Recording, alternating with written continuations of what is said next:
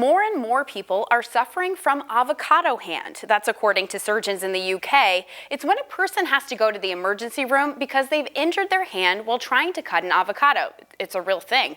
We talked to local experts to see if this same uptick is happening here in Metrowest and what people can do to keep their hands safe. Avocados have become a ubiquitous menu item, expanding from the standard side order of guacamole to brunch toasts and even ice cream. And the fruit's popularity doesn't surprise Dr. Roxanne Latimer. It's a great source of protein and it's a healthy fat. And they taste great. It happens to be one of my favorites. She says it's also not surprising that surgeons in the UK are reporting a growing number of patients with avocado-related injuries.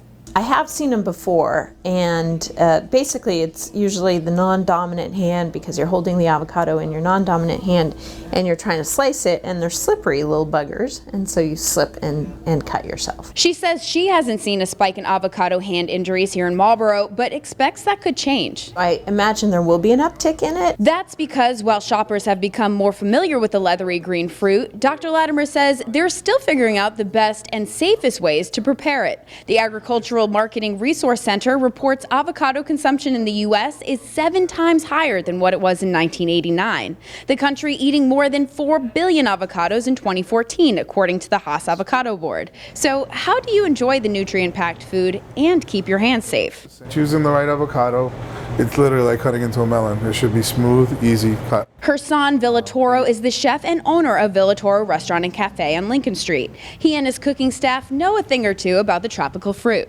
Being a Guatemalan restaurant, we go through a bunch of avocados on a regular basis. He says by picking a ripe avocado, you can avoid an injury before ever cutting into it. He advises home chefs to use avocados that are darker and have give when pressed, rather than firm green avocados. Then, if you feel uncomfortable using your hand cutting it, just put it on top of the towel and work this fruit around the knife.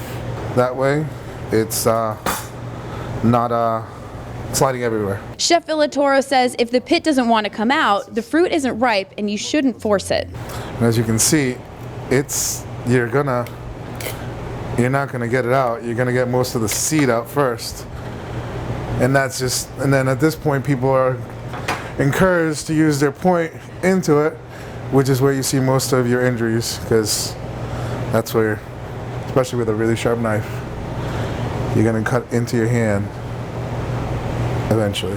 To cut down on those cuts, it's a matter of finding an avocado that's just ripe, or having the patience to wait one more day for your guacamole. Dr. Latimer says avocados aren't the only culinary culprits when it comes to hand injuries. She says mangoes, tomatoes, and even bagels can lead to the same kind of injury, so be careful and use a steady surface when slicing. For more information on avocado injuries and how you can avoid them, head to the WMCT Facebook page.